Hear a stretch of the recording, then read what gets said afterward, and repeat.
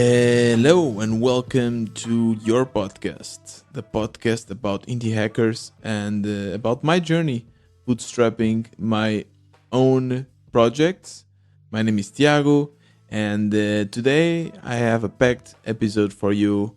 I will start by trying to answer the question that almost no one has an answer to. I've interviewed a lot of people, and it's always really hard to come up with an answer, so I'll try to do that. Besides that, I will give you an update on my week, some interesting events that happened, some really interesting experiments that I've made that I want to share with you. And last but not least, I'll be giving my opinion, and it's only my opinion, about how unbalanced indie hackers are in terms of gender, because after checking the statistics of the Listeners List podcast, I realized that only about 10% are women and 90% are men. So yeah, I giving my unasked opinion about that matter, and hopefully you'll find it interesting. So yeah, a lot to talk about. Let's get started with today's episode.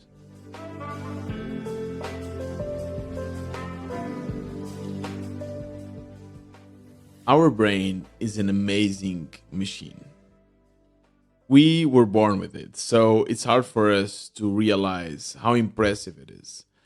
But now more than ever, engineers are trying to replicate the brain with artificial intelligence, artificial neural networks, but we realize that it is extremely hard. There are certain tasks that our brain performs in such a way that doing that with a computer is extremely hard.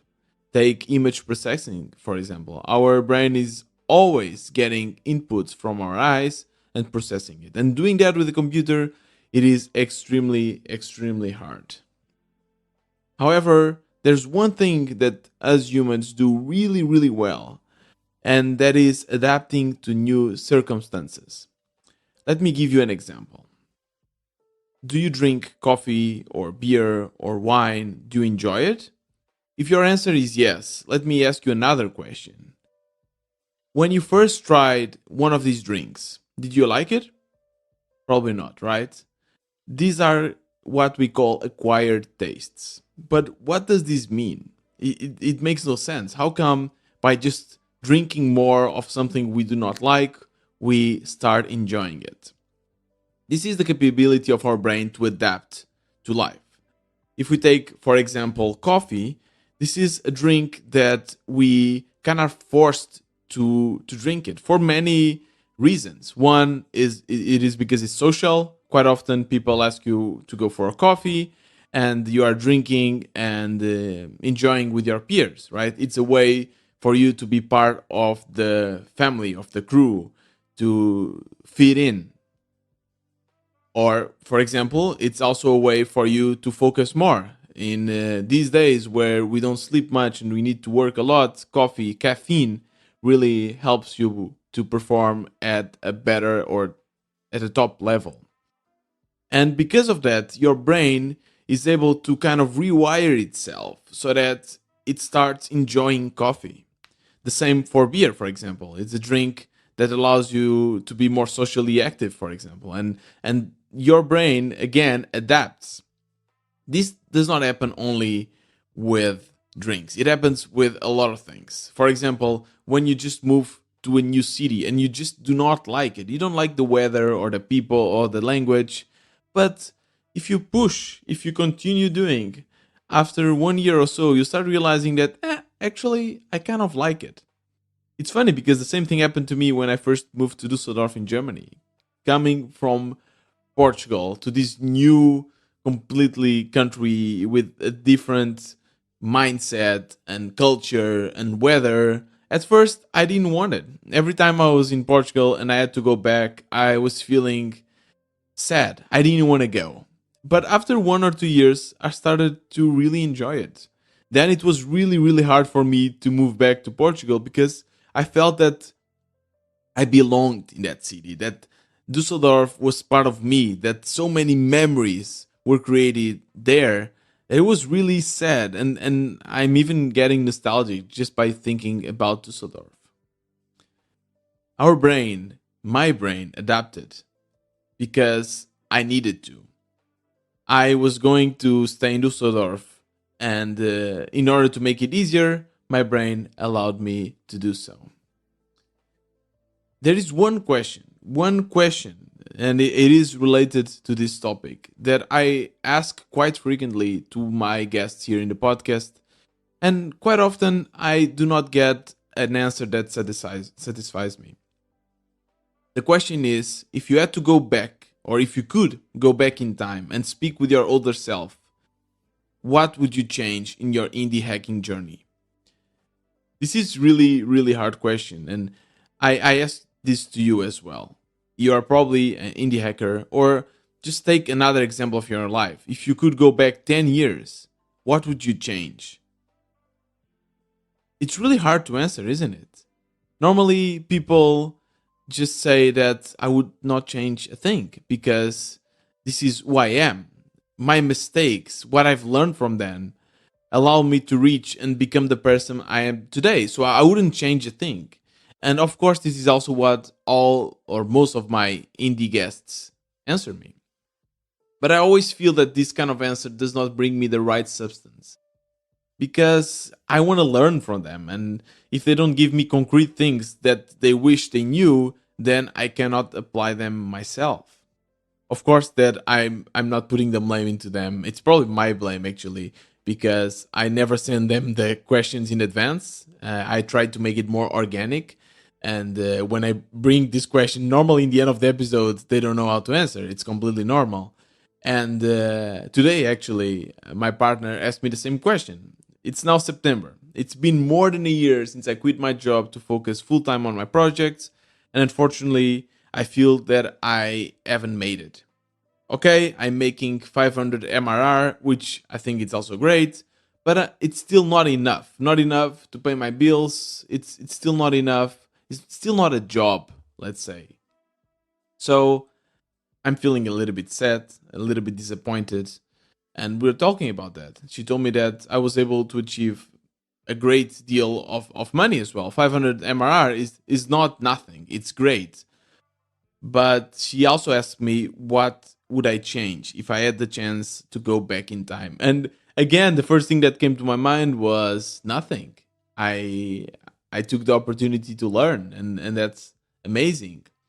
But then I started to kind of question myself. If I cannot answer this question, does that mean that I learned nothing? So I want to give you a proper answer to this. And it took me some time to realize this. So if I would been asked this question on the spot, I probably couldn't give a proper answer. But there's two things that now come to my mind. Two things that I would probably change if I could go back in time. And first would be to focus on the audience. We, as indie hackers, are still too attached to the idea, the cult of the idea. We think that the idea is the most important step of our projects, and it everything starts with an idea.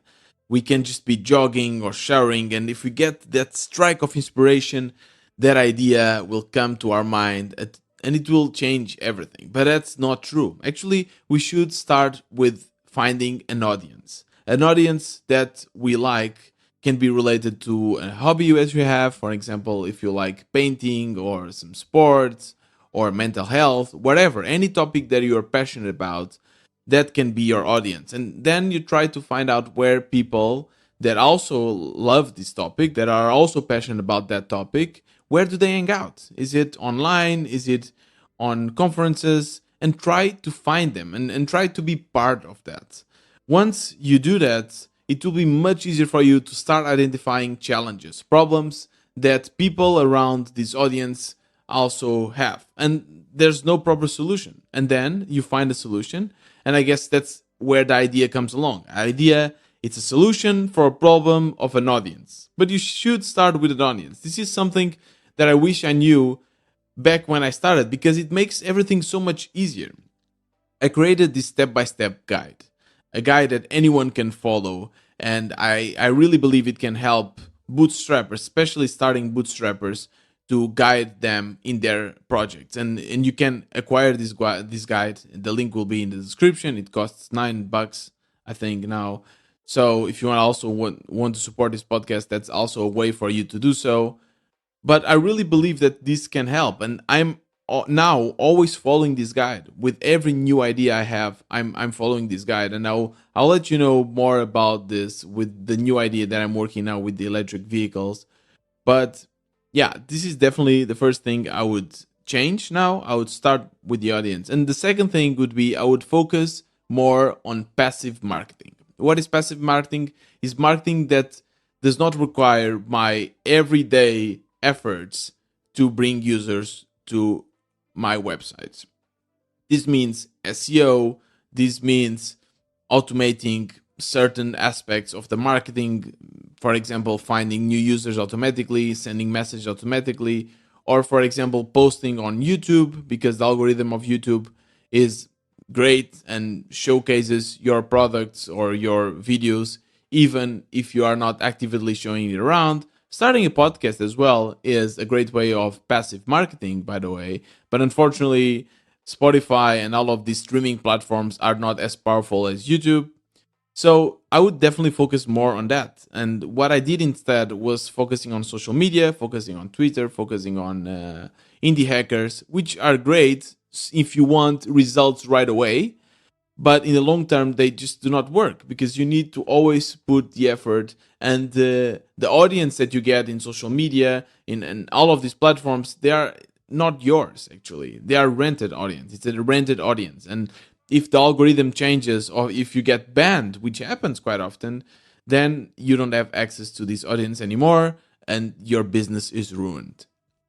As you know, I'm focusing more on this kind of passive marketing nowadays, but this takes months to achieve.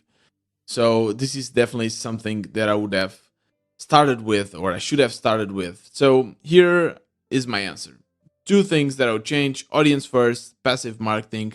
Now, I want to give you some updates on the past week. I have conducted a lot of experiments and I have some interesting things to tell you.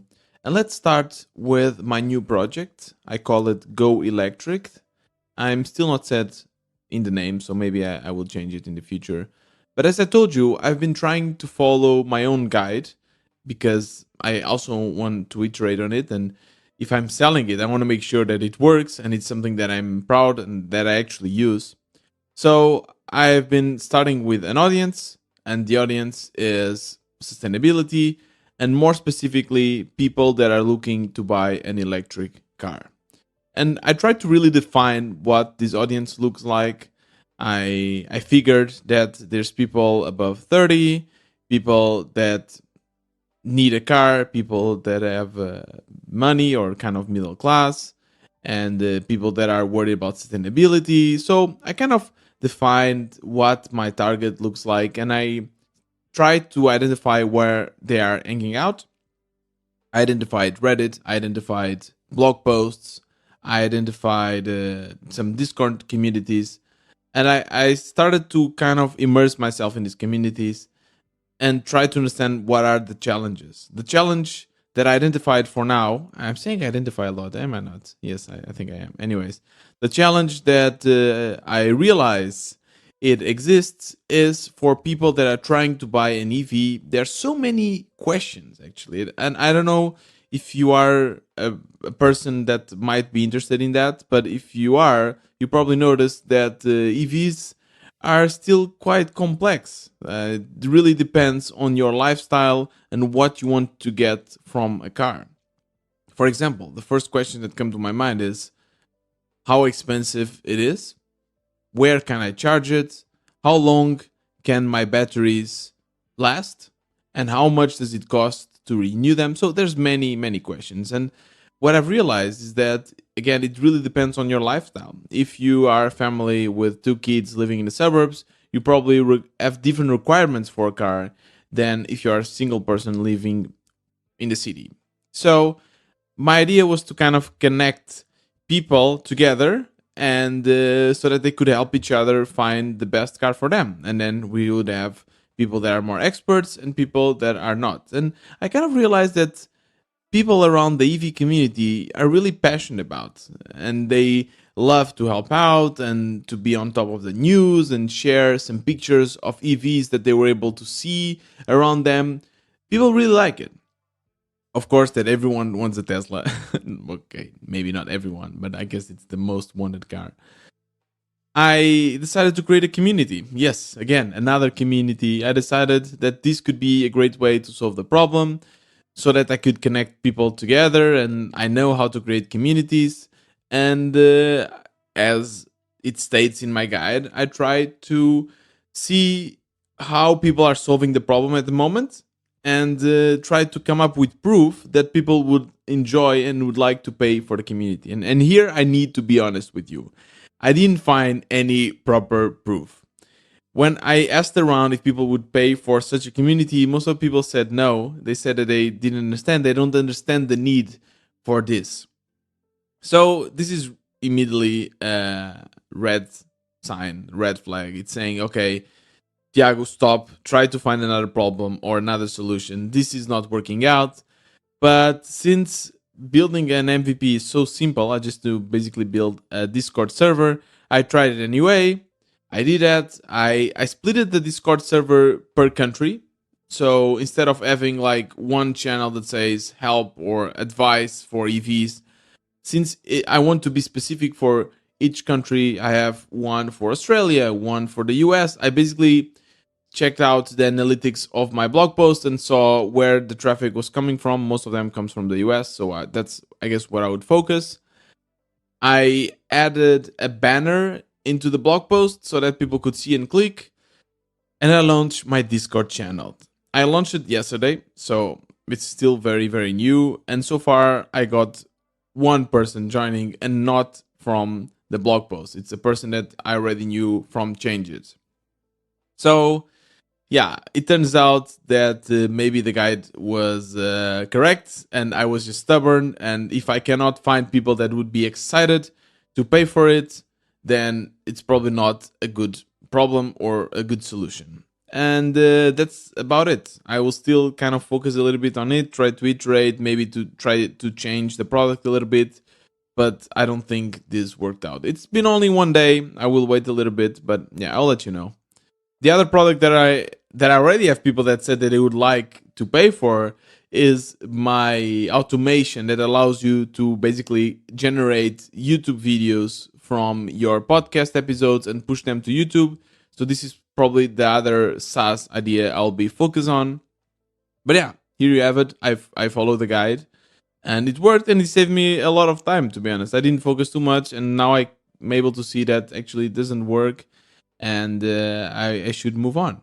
Another cool thing that happened this past week was that I recorded an episode with Anthony. We basically sat down here in my flat together and we just spoke about community, about our experience building both WB Space and for him the Indie Worldwide. And it was really, really fun. It was the first time that we actually recorded the video.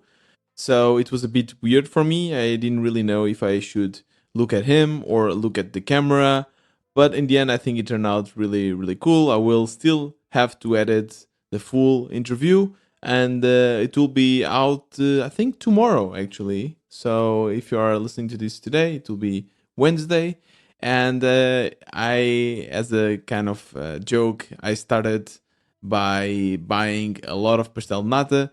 And we started the episode with him trying out the pastel nata from Manteigueria, which is one of the top pastel nata places here in Portugal.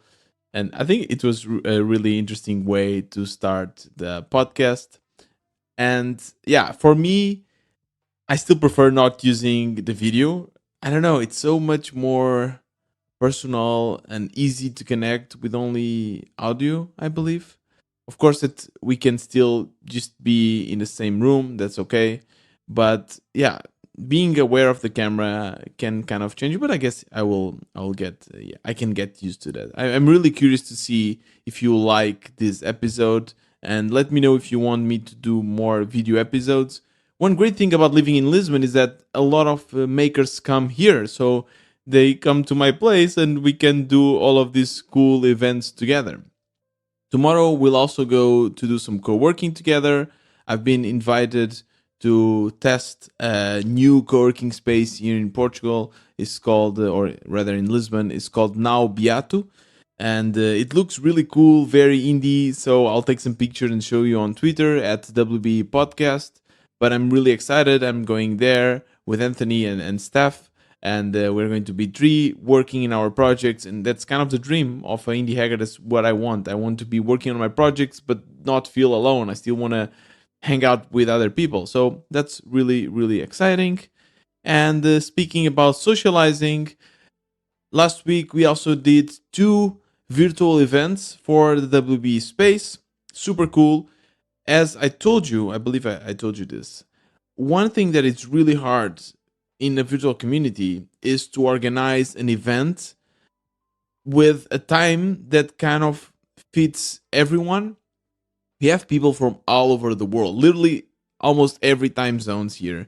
So it's really hard because you get minus, I guess, 9 UTC in San Francisco and then plus 9 or plus 10 in Melbourne. So it's really, really hard to find a time that fits everyone. So what I decided to do this time, and it's been a while since I've made my past virtual event. That's a mistake, by the way. I should do more of them. What I decided to do is to create three different groups: one for Americas, another one for Europe and Africa, and another one for Asia and Oceania. And now I have to organize three events. Hopefully, I will be able to automate this in the future.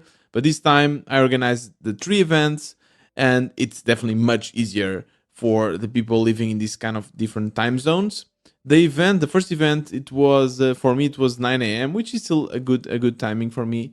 And it was the Asia, so there was people from India, people from I think China as well, and also Oceania, so also people from Australia. It was really, really fun. We were, I think, 10 or so in total. I'm not sure if that many, but it was really interesting. We're just like speaking about our experience as indie hackers in the past 2 months. What was your journey? Our journey actually, and yeah, what went well, what did we learn, and in the end we're just chilling and speaking is very casual, very interesting. I really, really enjoy that.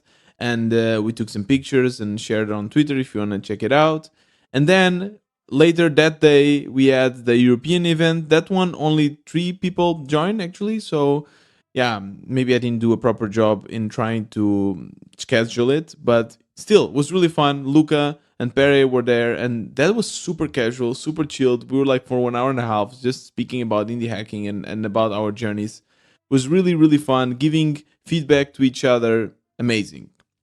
This Saturday there'll be the Americas or American kind of event, and not a lot of people have signed up, but still, as I said, even with 2 3 people, it was really, really fun. And yeah, that's kind of my new try to get more people involved.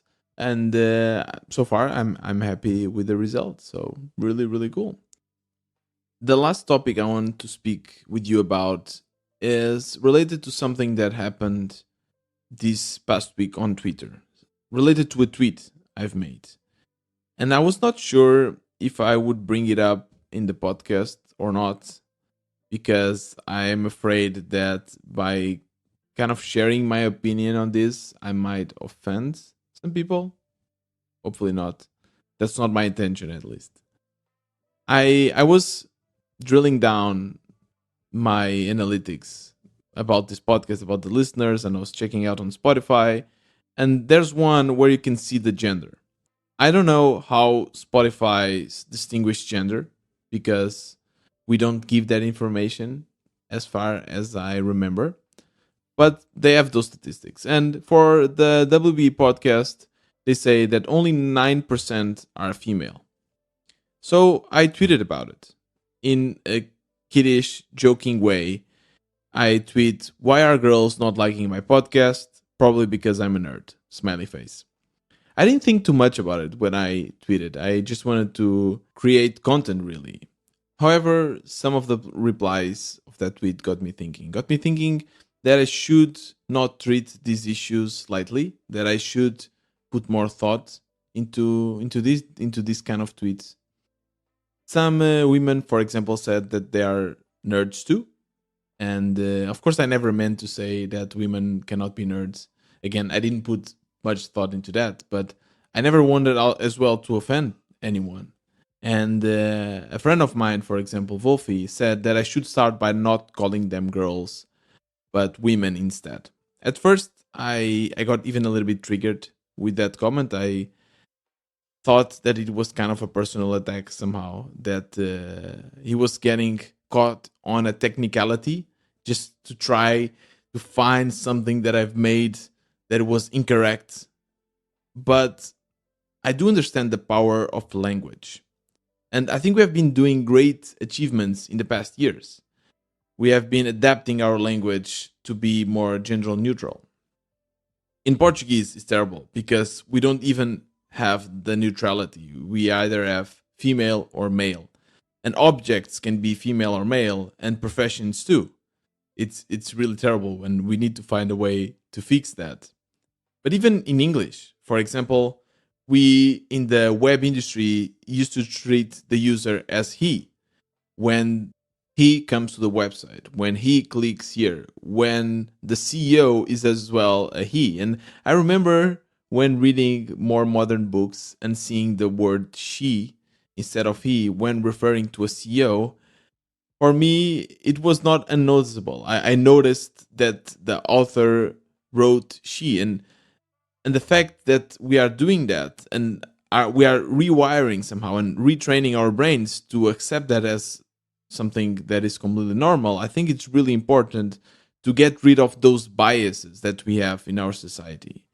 So I really believe that language is important. I do also think that for me, in this case, the fact that I'm not native did not help. Certain words do not. I don't see them with the same meaning. For example, for me, girls are not necessarily young women. For me, it connects with a larger spectrum of age. Anyways, of course, I didn't again wanted to offend anyone, and I really believe that we should do something to improve this. We should definitely try to find solutions to make indie hacking more balanced in terms of gender. I am aware that we still live in a very unbalanced society. And for sure that it's not by only adjusting the language that things will change. We need a much more broader structural redesign of our society, if you want. For example, Jade answered by saying that women are at a financial disadvantage compared to men, so may not have the resources to take a risk with indie hacking. And as well, women tend to take a lot of the burden with raising children. I believe that this is absolutely true. And again, this is only my male perspective, so correct me if I'm wrong.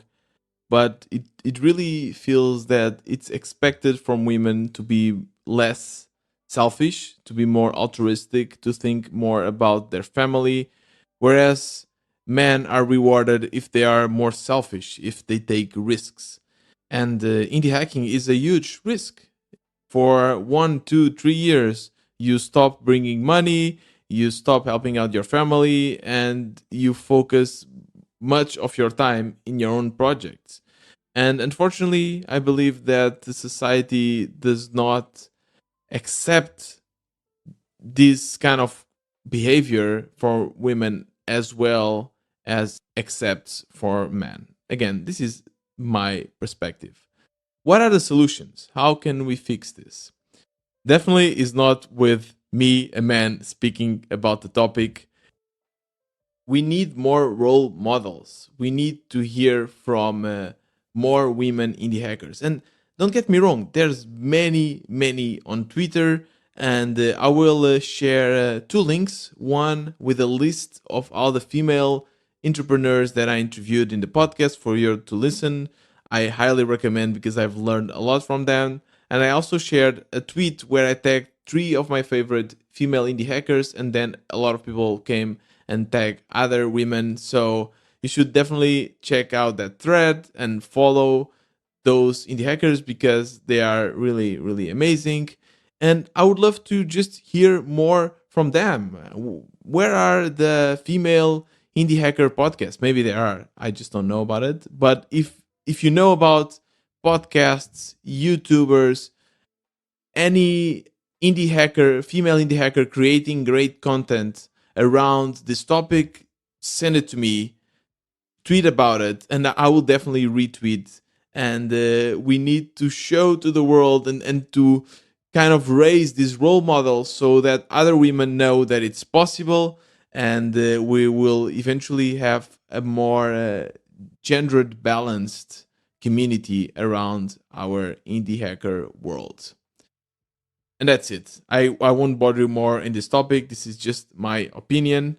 Again, I might be completely wrong, and I'm open to hear your perspective on that. So, WB Podcasts and Medium, and I would love to listen. I appreciate all my listeners, no matter their gender. I'm really happy, and I've seen that there are more people now listening to the podcast, which is really great. Makes me super, super happy. As you know, I don't want to do any advertisement. I don't want to bother you with that. So, if you want to make sure that this podcast continues to grow and I continue to have the time to focus on it, you can help me out. There's so many ways. You can become a WBE member, it's $10 per month. You can buy my guide. You can buy the WBE merch, and then you can just wear it or use it or drink from it. If you think that $10 is too much and you want to contribute with less, I will share a link where you can contribute with $2 per month to help the podcast. Everything will be in the description. Besides that, as you know, I will be sharing the interview with Anthony soon, so stay tuned for that and follow me on WBE Podcast on Twitter. I'm excited to meet you, so send me a DM and I'll for sure answer you. This was another Wannabe Entrepreneur. See you next time.